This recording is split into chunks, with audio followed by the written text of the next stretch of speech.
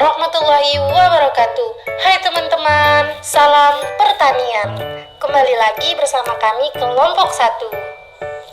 Di praktikum kali ini, kami akan membahas tentang isotermi sorpsi air. Pada praktikum ini bertujuan untuk mengetahui sifat higroskopitas dari bahan hasil pertanian. Inilah alat yang digunakan: dry aluminium foil, moisture meter, cup, timbangan digital, dan stopless. Adapun bahan-bahan yang digunakan: kerupuk, keju, air 1 liter, dan garam. Pada prosedur kerja isotermi sorpsi air kali ini, yang pertama, membuat larutan garam jenuh 10%.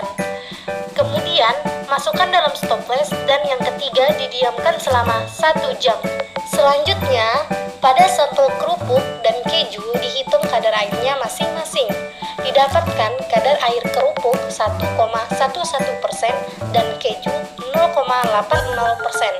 Setelah dihitung kadar air masing-masing sampel, dimasukkan sampel ke dalam cup. Kemudian, dimasukkan lagi ke dalam stopless yang berisi larutan garam jenuh 10%. Selanjutnya, ditutup stopless dan didiamkan selama 3 hari. Kemudian, dikeluarkan masing-masing sampel.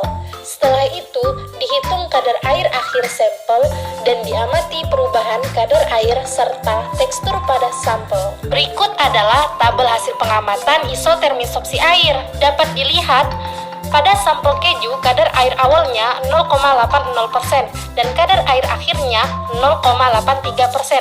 Sedangkan sampel kerupuk, kadar air awalnya 1,11% dan kadar air akhirnya 1,93%.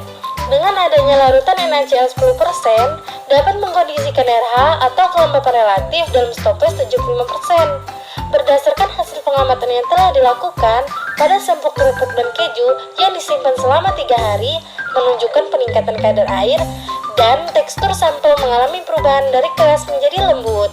Hal ini disebabkan oleh kadar air pada sampel lebih rendah dari RH pada stopless, sehingga sampel menyerap uap air.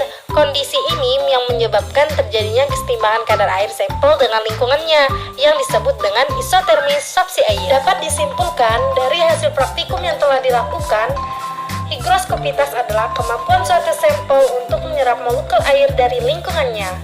Sampel kerupuk dan keju menyerap uap air yang ada di lingkungannya, sehingga hal inilah yang disebut sifat higroskopitas. Terima kasih telah menonton video ini dan tunggu video selanjutnya ya. Mawar melati indah di taman, indah lagi kembang selasih.